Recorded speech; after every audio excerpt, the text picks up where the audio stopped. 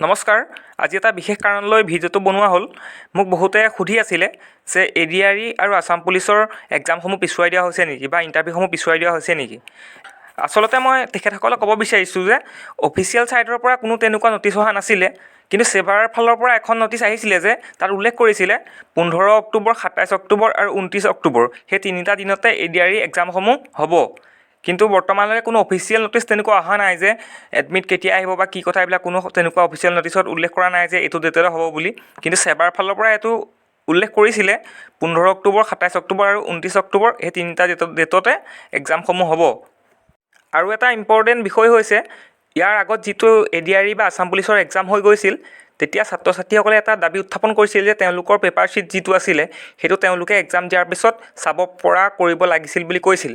কিন্তু বৰ্তমান শুনিবলৈ পোৱা মতে এইবাৰ যিখন পেপাৰ শ্বীট আপোনালোকক দিব বা এক্সাম দিবলৈ যাওঁতে যিখন পেপাৰ শ্বীট লৈ পেলাই আপোনালোকে প্ৰশ্ন উত্তৰসমূহ কৰিব, সেই শ্বীটখন আপোনালোকক চাব পৰা ব্যৱস্থা কৰি দিয়া হ'ব বুলি উল্লেখ কৰিছে। আৰু তেনেকুৱা হোৱাটো মই ছাপোৰ্ট কৰোঁ, কাৰণ কিছুমান ল'ৰা ছোৱালী এনেকুৱা আছে যে এক্সামটো তেওঁলোকৰ ভাল হৈছে বুলি কৈছে, কিন্তু তেওঁলোকে পেপাৰ শ্বীটটো চাব পৰা নাই। তেওঁলোকৰ মনত এটা দুমোজা লাগি আছে যে মইতো এইটো শুদ্ধকৈ কৰিছিলোঁ, কিন্তু ইয়াত মই নম্বৰটো কিয় নাপালোঁ। আৰু সেইটো ব্যৱস্থা একচুৱেলি কৰিব লাগে, কাৰণ নিজৰ প্ৰশ্ন উত্তৰ যিখন বহীত কৰা হয় সেই পেপাৰ শ্বীটটো আপোনালোকক চাবলৈ দিব লাগে। তেতিয়াহে মানুহৰ খোকোজাটো ভাগিব আৰু এটা বিশ্বাস আহিব যে হয় মোৰ ইমানটা ভুল হৈছিল বা ইমানটা শুদ্ধ হৈছিল। আৰু যিয়ে নহওক, এক্সাম ডেট পষ্টপন হওক বা পিছুৱাই যাওক, কোনো কথা নাই তাত।